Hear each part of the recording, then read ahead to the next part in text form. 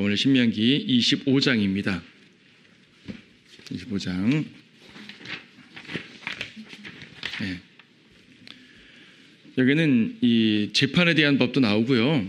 유업에 대한 내용도 나오고요. 또 씨를 세우는 문제라든지 다양한 내용들이 나오게 됩니다. 앞에 몇 절 읽죠. 사람들 사이에 논쟁이 있어 그들이 재판을 받으러 오면 재판관들은 그들을 재판하여 의로운 사람들은 의롭다 하고 악한 사람들은 정죄할지니라. 만일 악한 사람에게 매를 때리는 것이 합당하면 재판관은 그를 엎드리게 하고 그의 잘못에 따라 정한 대수를 그의 면전에서 때리게 할지니라. 그 사람은 그에게 40대까지는 때릴 수 있으나 그 이상은 초과할 수 없으니 만일 그 사람이 초과해서 그에게 많은 매로 그보다 더 때리면 그때는 네 형제가 너를 비열한 사람으로 여길까 함이니라. 너는 곡식을 밟았다는 소에게 망을 씌우지 말지니라. 4절까지만 일단 보죠. 3절까지는 재판과 연관된 내용이에요. 재판에서 공의와 자비죠.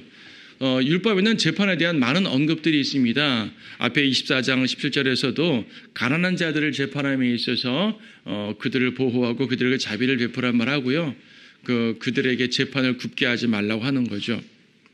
재판에 대해서 공정하게 하는 말씀은 항상 하는 말인데 여기서는 재판에 대해서 두 가지 주제를 말하고 있어요. 이 짧은 절인데 짧은 1, 2, 3절밖에 안 되지만 두 가지 커다란 주제를 다루는데 첫 번째는 공의예요. 공의. 뭡니까? 1절에서 뭐라고 되어 있어요? 의로운 사람들은 의롭다고 하고 악한 사람들은 정죄할지니라. 공의죠. 재판에서 가장 중요한 일은 올바른 판단입니다. 판단을 올바로 내려야 돼요. 이게 공의예요. 잘못한 사람들을 의롭다 하고 잘한 사람들을 정죄하게 되면 곤란하죠. 가해자와 피해자가 바뀌면 곤란하다는 얘기입니다. 이는 공의는 반드시 중요한 거예요. 악인에게는 그에 따른 형벌, 징계가 따라야 된다고 주님 말씀하시는 거예요.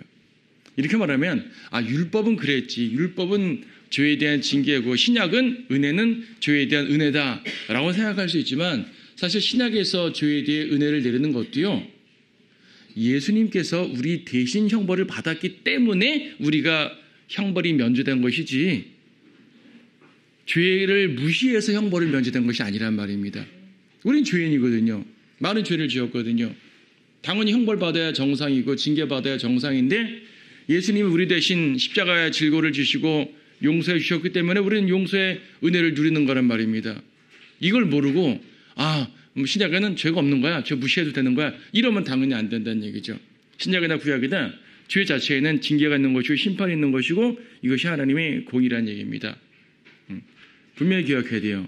우리는 그리스도의 심판받음으로 말미암아 면제가 된 것이지 우리의 죄가 가벼워서라든지 무시되어서 면제가 되는 것이 아닙니다. 죄는 분명히 심판을 받아야 되는 거죠. 하지만 그럼에도 본문에 자비에 대한 언급이 있어요. 구약에도 자비가 있어요. 자비가 없는 거 아니에요. 신약에만 자비가 있는 거 아니란 말입니다. 여러분 시편 136편에 보게 되면 여러 절들 중에서 주의 자비가 영원 무궁합니다. 그런 말 계속 나오잖아요. 매 절마다 나오지 않습니까? 구약의 자비 매우 많이 나옵니다. 출애굽기 34장부터 하나님께서는 자비롭고 은혜로우시고 오래 참으시고 하나님의 성품을 좀 말하고 있잖아요. 자비예요. 자비는 자비인데 이 재판과 연관해서 자비는 뭐냐면 죄를 지었음에도 죄 없다 이런 것이 아니라 징계를 하되 너무 심하게 하지 말라는 얘기예요. 율법에서 자비는 그런 개념이 있습니다. 여기서는 40대 이상은 때릴 수 없다. 우리나라 옛날에 곤장을 100대 맞고 하는데 그거는 사실 죽으라는 얘기거든요. 40대 이상은 내 맞으면 안 된다는 말을 하고 있습니다. 이거는 죄인에게 징계를 내려도 최소한 그에게 이제 살아나갈 수 있는 힘은 남겨두라 그 말입니다. 자비예요. 더 때리게 되면 비열한 사람입니다. 적용은 다양하게 할 수가 있어요. 여러분이 만약에 자녀라든지 누군가에 대해서 징계를 할 때가 있잖아요. 징계를 할 때 필요한 징계를 해야지 내가 분에 못 참아서 화를 내고 폭행을 하는 건 아니지 않습니까? 그건 안 되잖아요. 이것도 마찬가지예요. 분에 넘쳐가지고 화가 나가지고 죽을 때까지 패면 안 되는 거예요. 그러지 말라고 하는 거죠. 고린도서에 보게 되면 사도 바울이 40에 하나 뺀 배를 여러 번 맞았다는 말이 나옵니다. 유대인들은 신명기 이 말씀을 근거로 해가지고 40에 하나 뺀 배를 때렸어요. 39대까지만 때렸어요. 40대까지 때릴 수 있거든요. 근데 39대를 때렸어요. 왜냐하면 때려다 보게 되면 실수로 한 대 더 때릴 수도 있잖아요. 숫자를 잘못 셀 수도 있으니까 숫자를 잘못 세가지고 40도 넘게 되면 큰일 난다고 생각하는 거죠. 근데 그런 말이 아니지 않습니까? 무자비하지 말란 말이에요. 무자비하지 말란 얘기지. 이제 바리새인들은 율법을 필요 이상으로 이제 지키다가 그랬죠. 나름대로 의미가 있어요. 율법의 조항을 위반하지 않기 위한 안전장치예요. 사람 실수하잖아요. 숫자 잘못 쓸 수도 있는 것이고.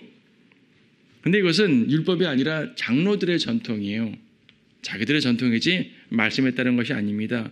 다시 말해 더 때리게 되면 비열한 사람으로 여겨진다 그러니까 자기들이 비열한 사람으로 비난받지 않기 위해서 한 달 덜 때리는 거예요.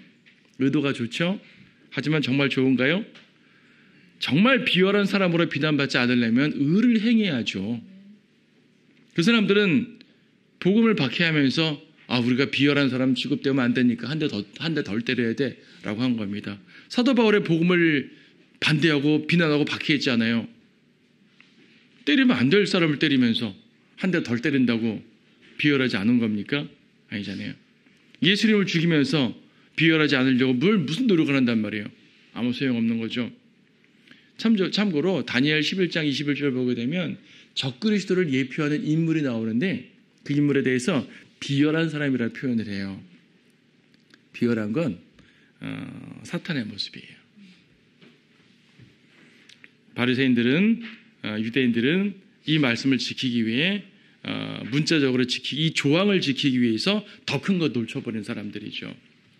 자, 4절은 단독적인 문맥이네요. 곡식을 밟았다는 소에게 망을 씌우지 말라 그랬습니다. 곡식을 밟았다는 소에게 망을 씌우면 안 되죠. 일꾼에게 합당한 소득을 주어야 되는 거예요. 그러니까 주인들이 욕심을 부려가지고 소가 좀 더 먹지 못하게 일만 해 이러는 건데 그러면 안 된다는 얘기죠. 먹여야 되는 거 아니겠어요? 이거는 신명기 문맥에서 가난한 일꾼들에게 특히 적용이 됩니다. 그렇죠. 24장 15절에 특히 나왔죠. 너는 가난하고 궁핍한 품꾼은 그가 내 형제든지 아니면 내 성문들 안에 내 땅에서 거하는 타국인인지 압제하지 말라. 가난하고 궁핍한 품꾼들에 대해서 배려하라는 말씀하는 겁니다. 형제사랑의 법과 연관된 내용이에요. 신약에서는 이 말씀을 사도 바울은 고린도전서하고 디모데전서에서 주위의 일꾼들, 사역자들에게 적용을 하고 있어요. 그래서 이제 고린도전서 9장 14절에서는 복음을 전하는 사람은 복음을 통해 먹고 살아야 된다라고 말하는 거죠. 이것이 오늘날 교회가 사역자들을 부양하는 하나의 영적 원리가 되는 겁니다. 이걸 오해해가지고 그래 구약 율법에서 제사장들이 받는 그런 제사장들이 재물을 통해 먹고 살았으니까 11조를 받았으니까 오늘날 교회 사역자들이 그러니까 오늘 교회 사역자들이 곧 제사장이구나 이렇게 연결시키면 또 안 되는 거죠. 제사장은 여러분 모두가 제사장인 거예요. 제사장은 하나님께 직접 나아가는 사람들이고 중보하는 사람들인데 목사나 교회 사역자를 통해서 하나님께 나아가는 게 아니잖아요. 여러분은 베드로전서에서 말한 것처럼 모두가 예외 없이 차별 없이 왕 같은 제사장이기 때문에 영적 지위에 대해서 말하는 것이 아니고 현실적인 문제에서 전임 사역자들은 구약의 레위인처럼 다른 일을 하지 않고 전임 사역하는 이런 부분들에 대해서 연결시켜 설명하는 거예요. 사도 바울이 그렇게 설명한다고 해가지고 목사가 제사장이라는 말은 아닌 거죠. 이런 부분을 오해하면 안 됩니다. 5절부터 보게 되면 특별한 제도가 나오죠. 형제들이 함께 거하는데 그중 한 명이 죽고 자식이 없으면 죽은 자의 아내는 나가서 타인에게 혼인하지 말 것이요 그녀의 남편의 형제가 그녀에게로 들어가서 그가 그녀를 아내로 삼아 그녀에게 남편의 형제된 의무를 이행할 것이니라. 그녀가 나온 첫 태생으로 죽은 자기 형제의 이름을 이어받게 하여 그의 이름을 이스라엘에서 끊어내지 않게 할지니라. 만약 그 사람이 자기 형제의 아내를 얻는 것을 좋아하지 아니하면 그의 형제의 아내는 성문 장로들에게 올라가서 말하기를 내 남편의 형제가 이스라엘에서 자기 형제에게 이름을 세워주기를 싫어하여 그가 내 남편의 형제의 의무를 이행하지 않나이다 할 것이요. 그러면 그의 성읍의 장로들은 그를 불러서 그에게 말할지니 만일 그가 입장을 고수하여 말하기를 나는 그녀를 취하고 싶지 않노라 하면 그의 형제의 아내는 장로들의 면전에서 그에게 다가가서 그의 발에서 그의 신을 벗기고 그의 얼굴에 침을 뱉으며 대답하여 말하기를 자기 형제의 집을 세우기를 원치 않는 자에게는 이렇게 할지니 이스라엘에서 그의 이름을 자기 신을 벗은 자의 집이라 부르리라 할지니라. 매우 수치를 받는 그러한 모습이 나옵니다. 이것을 수혼제도라고 말해요. 형사 취수제라고도 말하는데 이건 이스라엘에만 있었던 것이 아니라 고대 여러 나라들에서 비슷한 제도가 있긴 했었어요. 우리나라에서도 고대 국가에서 이런 비슷한 제도들이 있었어요. 형이 죽으면은 동생이 형수와 결혼을 해서 유업을 남깁니다. 그냥 형수를 결혼한다는 게 중요한 것이 아니라 형이 자녀가 없이 죽었을 때 형의 유업을 형의 이름으로 이제 이어져 나가야 되기 때문에 그렇게 하는 거예요. 그러니까 단순히 아내를 삼는다는 개념이 중요한 것이 아니라는 얘기죠. 형의 유업을 형의 이름으로 이어지게 한다는 것이 핵심입니다. 사두개인들이 이 부분을 오해해가지고 부활이 없다고 주장하기도 했잖아요. 7명의 형제가 있었는데 큰형이 자식이 없이 죽었다. 둘째가 형수를 취했는데 또 자식이 없이 죽었다. 7째까지 그랬다. 이건 현실적 사례가 아니라 그냥 예수님께 따지기 위해서 만든 예화죠. 7명 다 그럴 일이 뭐 있겠어요? 예. 2-3명까지는 가능할 수 있지만. 그러니까 이거는 부활이 없다는 걸 말하기 위해서 이렇게 억지로 만든 예화인데 주님께서 말씀하셨잖아요. 성경도 하나님의 능력도 모름으로 오해하고 있도다. 이건 부활과 연관된 문맥이 아니죠. 부활과 연관된 문맥이 아니라 살아있는 동안 땅의 유업과 연관된 문맥이에요. 만약에 이 동생이 이 의무를 행하지 않고 나 형수 싫어. 결혼 안 하겠어요. 난 그냥 좋아하는 여자를 결혼하겠어요. 하게 되면은 수치를 당하게 되는데 공개적으로 망신을 당하는 거죠. 성문의 장로들에게 얘기를 해가지고 공개적으로 망신당하게 하는 거고요. 얼굴에 침도 뱉고 신발도 벗기고 이런 표현 나옵니다. 신을 벗는 것은 유업의 소유권이 변동된다는 것을 의미하는 거예요. 수치를 주는 것도 있고 유업을 뺏는다는 말도 있고 다양한 표현이 됩니다. 왜냐하면 신이라는 것은 땅을 밟고 다니는 거잖아요. 발에 신어가지고. 그래서 신은 유업과 연관돼요. 땅의 유업과 연관되는 내용이에요. 내 영역과 연관되는 상징이기 때문에 신을 벗긴다는 특별한 표현을 쓰고 있습니다. 이 법에서 중요한 2가지 개념은 뭐냐면 첫째로 형제사랑의 법이에요. 왜냐하면 불우한 여인을 돕는다는 개념이 첫 번째로 들어가요. 형이 자식이 없이 죽었어요. 그럼 과부가 되는 거잖아요. 성경에서 과부와 아비 없는 자, 타국인 이 3계층이 특히 구약 고대 사회에서 상당히 열악한 계층이라 그랬었잖아요. 그런 상황이 되는 겁니다. 그리고 이 여인이 다른 사람에게 결혼을 하게 되면 어떻게 되냐면은 뭐 남편이 죽으면 다른 사람과 결혼할 수 있죠. 그거는 가능한 거니까. 자, 남편과 결혼을 했어요. 남편의 유업을 이 여인이 받았어요. 근데 이 여인이 다른 사람과 결혼했어요. 그럼 이 유업이 다른 사람에게 가잖아요. 남편의 유업이 다른 사람에게 갑니다. 만약에 이 유업이 재혼이 지파를 뛰어넘어 결혼했다 칩시다. 그러니까 유다 지파 사람의 남자와 결혼한 여인인데 남편이 죽어가지고 베냐민 지파라든지 에프라임 지파로 결혼했어요. 그럼 내 유업이 유다 지파에 있는 유업이 에프라임 지파로 가버리는 거예요. 근데 성경에서는 조상들의 지계표로 움직이지 말라 그랬고 조상의 유업을 움직이지 말라 그랬거든요. 왜냐하면 구약 성경에서 땅이라는 것은 개인의 재산 소유권이 아니라 하나님의 거예요. 물론 개인의 재산으로 소유가 되죠. 소유가 안 된다는 말이 아닌데 하나님의 것을 내가 빌려 쓰는 개념이에요. 사실은요. 하나님께서 출애굽 때 그러니까 가나안 땅 정복한 다음에 지파들에게 혹은 가문들에게 다 유업을 주셨단 말이에요. 이 유업은 뭐냐면 그들이 그 땅에서 땅을 갈고 먹고 살아 대대로 하나님의 유업 가운데 즐거워할 수 있는 그 기반이에요, 기반. 근데 유업이 뺏기면 안 된단 말입니다. 그래서 땅도요, 어쩔 수 없이 팔게 되면 환희의 해 때 돌려받아야 되는 거예요. 땅이 이렇게 이동되면 안 되는 거거든요. 구약이 그래요. 예. 오늘날 이방인들의 땅의 개념하고는 차원이 다르죠. 오늘날 이방인들은 땅을 재산 축적의 수단으로 삼지만 성경에는 그런 거 없습니다. 이렇게 하나님께서 주신 유업이기 때문에 함부로 움직이면 안 되고 특히 지파 간 이동이 금지되어 있었어요. 그런데 자식이 있으면은 관계없어요. 자식한테 유업을 물려주면 되니까. 근데 자식이 없게 되면은 이 여인이 다른 데 결혼하게 되면 안 된다는 말이에요. 그래서 이 법의 두 가지 의미, 첫째는 불우한 여인을 도와야 된다는 형제사랑의 개념도 들어가지만 또 하나는 유업의 법이라는 것이 중요한 겁니다. 유업을 다른 곳으로 옮기지 않기 위해서. 민수기 36장 보게 되면은 이제 그 유업을 배분하는 문제에 있어서 슬로프앗이라는 사람이 나오는데 이 사람은 없어요. 그 아들이 없어요. 아들이 없고 딸밖에 없어요. 딸밖에 없으니까 처음에는 이 딸들이 우리 아버지는 아들이 없는데 딸이라고 유업 안 주면 됩니까? 듣고 보니까 맞거든요. 오케이, 아들이 없는 자는 딸에게 유업 주라. 딸에게 유업 줬어요. 딸도 아들과 동일하게 유업 줬어요. 또 문제가 생긴 게 뭐냐면 이 딸들이 나이가 차서 결혼을 해야 되는데 다른 집하고 결혼하게 되면 유업이 다른 집하로 넘어가잖아요. 그래서 오케이, 이 딸들이 자유롭게 결혼하되 같은 지파에서 결혼하라, 이렇게 규정을 내린 내용이 민수기예요. 그러니까 결혼 문제가 아니라 유업이 어떻게 보존되느냐에 초점이 있는 것이죠. 그렇죠.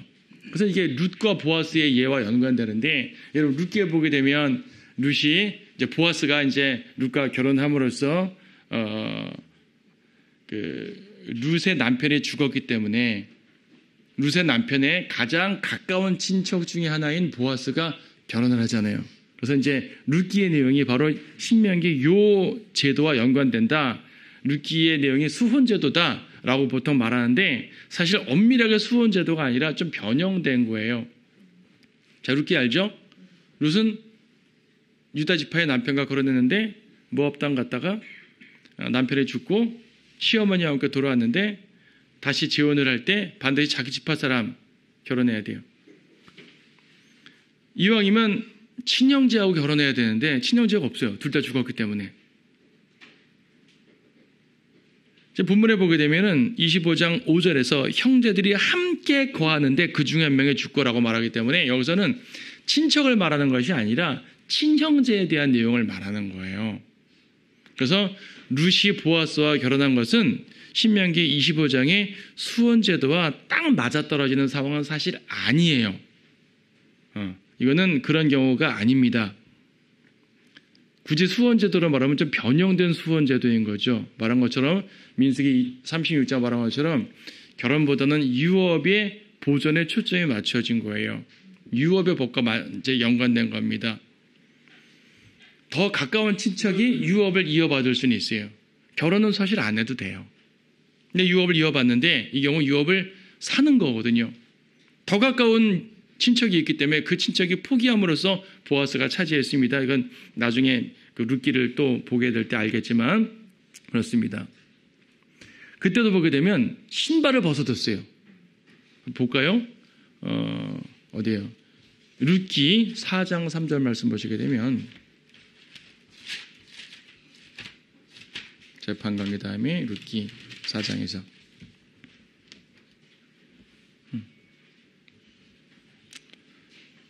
그래서 이제 6절에 4장 6절 보면 그 친척이 말하기를 나는 나의 유업이 손해를 입을까 하여 나를 위해 값을 치르지 못하겠노라. 내 권리를 내게 주노니 내가 값을 치르라.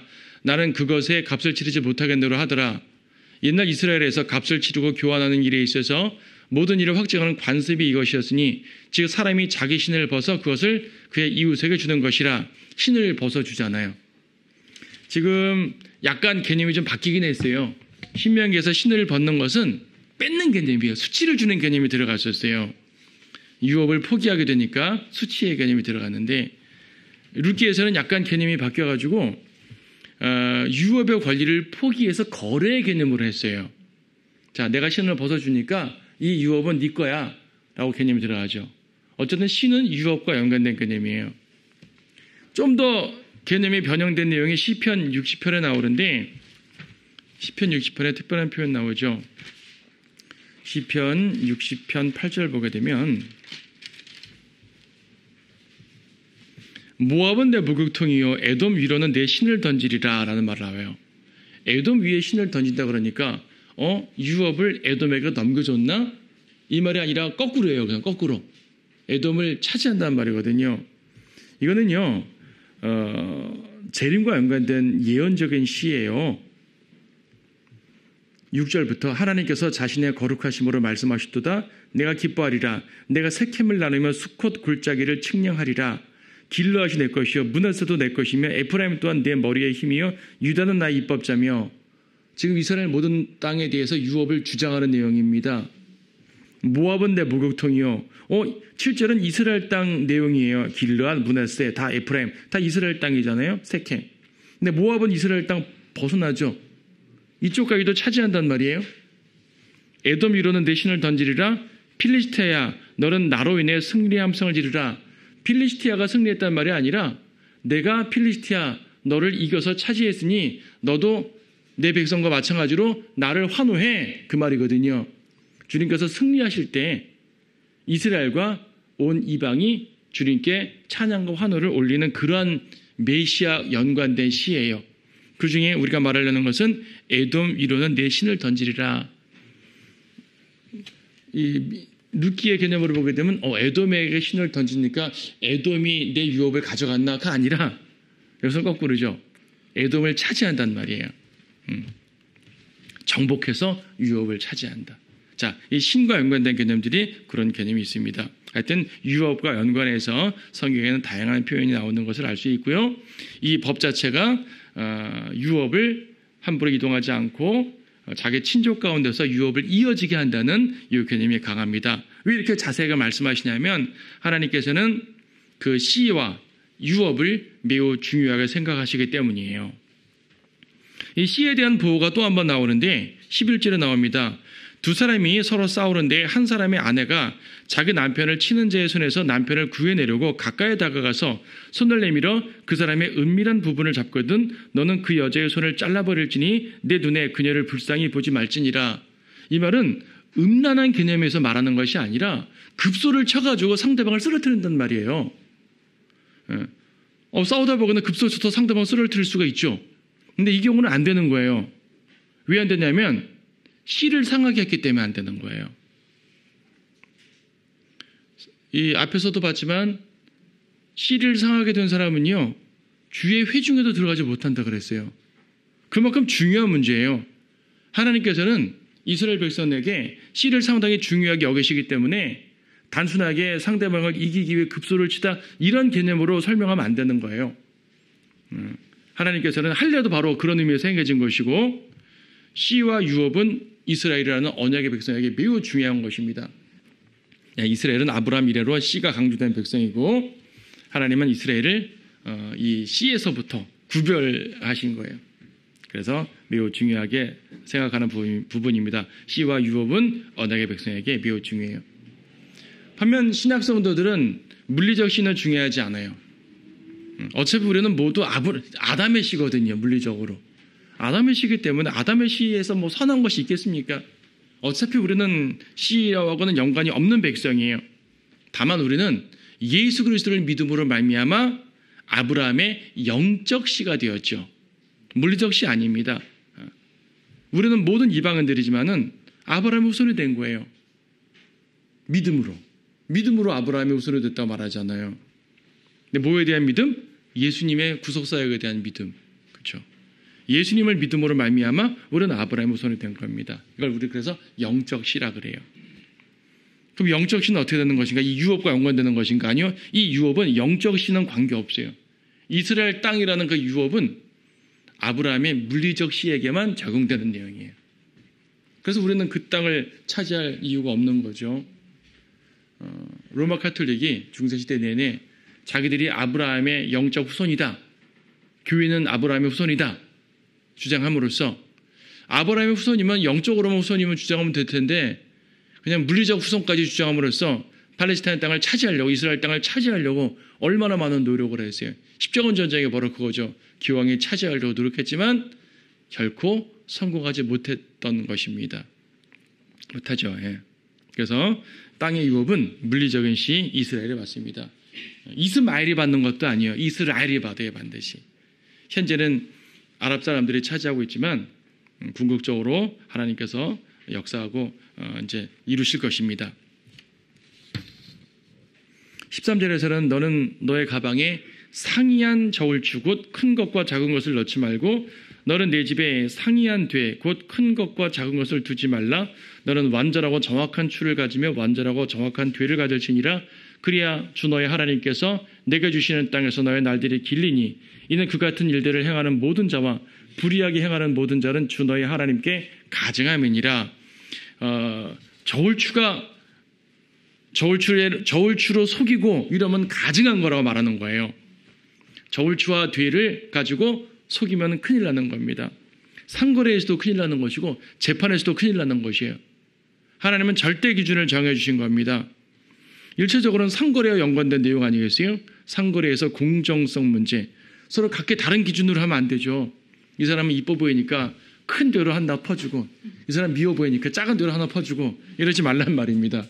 똑같은 상황으로 거래해야 되는 거고 이거는 완전하고 정확해야 되는 걸 말합니다. 인간이 완전하단 말 아니에요. 인간이 얼마나 완전하겠어요. 인간의 완전성을 말하는 것이 아니라 절대 기준의 완전성을 말하는 거예요. 사람의 완벽성 아닙니다. 절대 기준의 문제. 다니엘 7장 25절에 보게 되면 적그리스도가 때와 법을 변경한다 그래요. 아까 다니엘 7장 말하면서 적그리스도는 비열한 사람이라 그랬죠. 여기서는 때와 법을 변경하는 사람. 믿지 않는 세상 사람들에게도 양심의 법이라는 기본 법이 있어요. 하나님의 성품이 그들 가운데 이제 적용돼서 그들이 올바른 삶을, 사회적 삶을 유지하도록 되는 거죠. 그런데 오늘날 보게 되면 사람들의 마음속에 법이 막 틀어지잖아요. 누가 봐도 저거는 죄악인데 죄악이 아닌 법으로 바뀌어졌단 말입니다. 제도적인 법만 말하는 것이 아니라 사람 양심법 자체가 막 바뀌어지는 거예요. 저 누가 봐도 악인데 저게 왜 악이야? 괜찮은데? 라고 판단해버리는 거죠. 자기들이 볼 때 괜찮다니까 뭘 할 수가 없는 거예요. 이것이 지금 적그리스도의 영이 이미 충만했다는 걸 보여주는 겁니다. 근데 이것을 막을 수 있는 게 뭐죠? 성경이라는 절대적 기준이죠. 여러분이 세상 사람들과 어떤 도덕과 연관된 논쟁을 한다 칩시다. 처음엔 논쟁이 좀 되는데 그 사람은 성경을 배격하기 때문에 성경 말씀 빼고 다른 걸로만 갖고 논쟁을 해보세요. 그럼 됩니까? 안 되잖아요. 옛날 전통 사회에서는 그나마 통했어요. 사람들이 양심이 어떻고 전통이 어떻고 하게 되면 좀 통했다고요. 하지만 지금은 그게 안 통하거든요. 그럼 할 수 있는 건 성경 말씀밖에 없죠. 내가 성경을 거부하니까 또 토론이 안 되는 거죠. 근데 그 사람들이 거부하든 말든 우리에겐 절대 기준을 갖고 얘기를 해야 되는 거죠. 세상 사람들의 사회적 전통은 바뀌어요. 양심도 바뀌어요. 판단 개념도 바뀌어요. 하지만 바뀌지 않는 유일한 것이 있으니 바로 하나님의 말씀이에요. 그래서 여러분들이 하나님의 말씀의 절대성을 인정해야지 우리는 때때로 우리가 육신적이 되어서 잘못된 길을 가더라도 돌아올 수가 있는 거죠. 죄를 지어도요, 이게 죄인지를 알아야 돌아오는 겁니다. 죄를 짓는데 이게 죄인지 모르게 되면 돌아올 수 없죠. 그러려면 말씀이 정확하게 서야 되는 것이고 내가 말씀 앞에서 이 절대 기준을 인정해야 되는 거예요. 여기서 말하는 것은 상거래에서 재판에서 이렇게 공정하게 하라는 말이지만 영적으로 한 단계 더 적용하게 되면 우리의 모든 삶에서 하나님 말씀이라는 절대 기준을 의지하고 판단하는 얘기입니다. 여러분의 모든 판단 근거는 말씀이라는 절대 기준 속에서 나와야 돼요. 그렇지 않으면 큰일 납니다. 제도가 변하잖아요. 법이 변하잖아요. 법도 변합니다. 헌법도 최종 권위가 아니에요. 사람들이 바꾸려면 바꿀 수 있어요. 하나님의 말씀 못 바꾸잖아요. 영원 무궁한 절대적인 기준입니다. 우리에겐 그것이 있기 때문에 변하지 않고 갈 수가 있는 거예요. 그리스도인들이 변하지 않고 갈 수 있는 게 바로 그거예요. 오늘날 무수한 교회들에서는 성경의 절대성을 부인하니까 변화가 되는 거죠. 자, 마지막 부분은 17절에서 읽기만 해도 되겠네요. 너희가 이집트에서 나왔을 때 아말렉의 길에서 너에게 행했던 것을 기억하라. 출애굽기 17장 장면이죠. 내가 피곤해서 지쳤을 때 어떻게 그가 길에서 너를 만나 내 뒤에 처진 연약한 자들을 맨 뒤쪽에서 쳤는지를 기억하라. 그는 하나님을 두려워하지 아니하였느니라. 그러므로 주 너희 하나님께서 차지하라고 내게 유업으로 주시는 땅에서 주 너희 하나님께서 내 주위의 원수들로부터 내게 안식을 주실 때 너는 아말렉의 기억을 하늘 아래로부터 완전히 지워버릴지니 너는 그것을 잊지 말지니라. 출애굽기에서도 그랬죠. 아말렉의 기억 자체를 없애버리겠다. 기억을 없앤다는 말이 뭐예요? 그들의 존재 자체를 없앤다는 말이잖아요. 나라가 멸망해도 역사책이 남게 되면은 그 기억은 남는 거잖아요. 근데 그것까지도 없애버리게 되면 완전히 멸망하는 거 아니겠습니까? 아무도 아말렉을 기억할 수 없는 상태로 만들어버리겠다는 얘기입니다. 멸하라는 얘기죠. 왜 그렇죠? 하나님께서 이스라엘을 민족적으로 탄생을 시켜서 출애굽시켜가지고 가나안 땅에 유업을 주시려는 그 첫 출발점에서 이스라엘에게 공격한 전쟁을 걸어온 첫 민족이에요. 이스라엘과 싸운 민족은 많았지만 첫 번째로 그랬어요. 엄청난 잘못이거든요. 그래서 하나님께서는 완전한 징계를 멸하신 내용입니다. 자, 전체적으로 이스라엘에게 유업의 땅에서 그들이 유지하고 살 수 있게 되려면 율법을 온전히 지키고 하나님의 공의를 지키고 하라는 그러한 개념이 들어갑니다.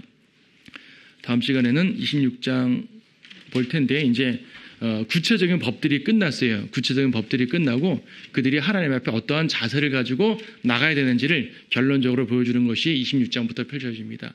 오늘 여기까지 보겠습니다.